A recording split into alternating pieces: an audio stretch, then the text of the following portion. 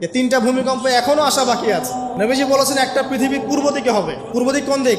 এই যে Indonesia, Malaysia, Bangladesh, Pakistan, Myanmar, আপনার শ্রীলঙ্কা, এই পুরো কন্টিনেন্ট পূর্ব দিক, পৃথিবীর পূর্ব দিক। কোন কান্ট্রি এটা তো বলা হয় না, পূর্ব দিক বলা হয়েছে। এবং এখানে ভূমিকম্প বলা হচ্ছে না, বলা হচ্ছে ভূমি ধসে যাবে, মানে পুরো ভূমিটা নিচে চলে যাবে। এখন যারা এগুলো নিয়ে গবেষণা করেন তারাও কিন্তু সেম কথাই বলছেন, খেয়াল করে দেখেন। তারা হয়তো বিজ্ঞান দিয়ে ব্যাখ্যা করছেন, কিন্তু হাদিসে কিন্তু এটা বলা আছে। একটা হচ্ছে পৃথিবীর পশ্চিম দিকে। আর পশ্চিম দিকে কেন হবে জানেন? সমকামিতার কারণে, সুদের কারণে, জেনার কারণে, পর্নোগ্রাফির কারণে, এবং সারা বিশ্বকে তারা যে জুলুমটা করছে, এই জুলুমের প্রতিফল হিসেবে আল্লাহ পাক ধসিয়ে দিবে। এর কোনো অস্তিত্বই থাকবে না। এখন মনে হচ্ছে না যে পুরো সারা ওয়ার্ল্ডকে রুল করছে, অস্তিত্বই থাকবে, ভূমিধস। আরেকটা হচ্ছে পৃথিবীর মাঝখানে। মাঝখানে কারা আছে বলেন? মাঝখানে আমাদের আমিরুল মুমিনিনরা আছে এখন, নাকি? যারা গান বাজনাকে উন্মুক্ত করে দিচ্ছে, যারা পর্দার শিথিলতা নিয়ে আসছে, হ্যাঁ, যারা ইসরায়েলের সাথে আতাত করছে, এরা আছে, আমিরুল মুমিনিনরা আছে। তো সেখানেও একটা ফিতনা অপেক্ষা করছে, অপেক্ষা করতে থাকেন। তো এই কথাটা বলতে গিয়ে আমি এখানে এসেছি। পৃথিবীতে কিন্তু এখনো 3টা বড় বড় ভূমিকম্প বাকি আছে। আর সর্বশেষ আলামত হচ্ছে ইয়েমেন থেকে একটা আগুন বের হবে, বিশাল আগুন। এই আগুনটা মানব জাতিকে হাসরের মাঠের দিকে তাড়িয়ে নিয়ে যাবে। এই 10টা আলামত না আসা পর্যন্ত কিয়ামত হবে না। অতএব আপনি এখন রিল্যাক্সে নাকে তেল দিয়ে ঘুমান, নাকি ভাই?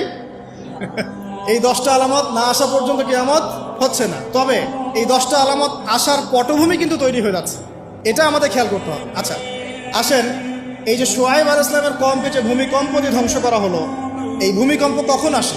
আল্লাহ পাক বলছেন তার রাসূলের মাধ্যমে, যখন সমাজের মধ্যে পাপ বেড়ে যাবে, অশ্লীলতা বেড়ে যাবে, মানুষ মাদককে হালাল মনে করা শুরু করবে, জেনাকে হালাল মনে করা শুরু করবে, এবং এই যে বেপরদামি বেড়ে যাবে, তখন সমাজের মধ্যে ভূমিকম্প দেখা দিবে, ভূমিধস দেখা দিবে।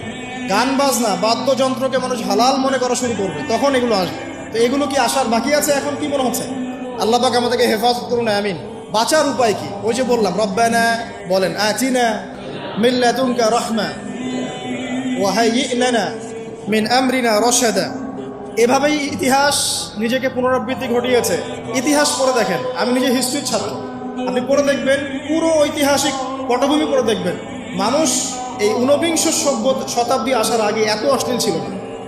এখনকার বিশ্বে যত সমস্যা চলছে, কয়েকটা বলি, রিবা বা সুদ, সেনা বা উন্মুক্ত যৌনাচার, তারপরে বেপরদামি, অশ্লীলতা, 4 নাম্বার আপনার মাদক, ঠিক আছে, 5 যে বড় মহামারী পর্নোগ্রাফি, যত বড় বড় মেজর সমস্যাগুলো চলছে, যেগুলো ইয়াং জেনারেশনকে ধ্বংস করে দিচ্ছে, এগুলোর ম্যাক্সিমাম এসেছে কিন্তু পশ্চিম থেকে। খেয়াল করে দেখবেন, এগুলো কিন্তু বাংলাদেশ থেকে আসে নাই, আসছে ভারত থেকে আসছে, পাকিস্তান থেকে আসছে, সাবকন্টিনেন্ট থেকে আসে না। এগুলো দেখবেন একটা নির্দিষ্ট জায়গা থেকে আসছে। তো এই কারণেই আমাদের সতর্ক দৃষ্টি রাখতে হবে যে বস্তুবাদী উন্নয়ন সব কিছু নয়। হ্যাঁ, আমরা জিডিপি বাড়ালাম, ইন্ডাস্ট্রিজ গড়লাম, মঙ্গলে চলে গেলাম, চাঁদে গেলাম, ওকে ফাইন, এগুলোর কেউ বিরোধিতা করবে না, এটা ভালো, ন্যাশনকে এগিয়ে নিতে হবে, এটাই এডুকেট ধারণা, এবং এডুকেটেই করতে হবে, কিন্তু নৈতিকতার বিসর্জন দিয়ে নয়।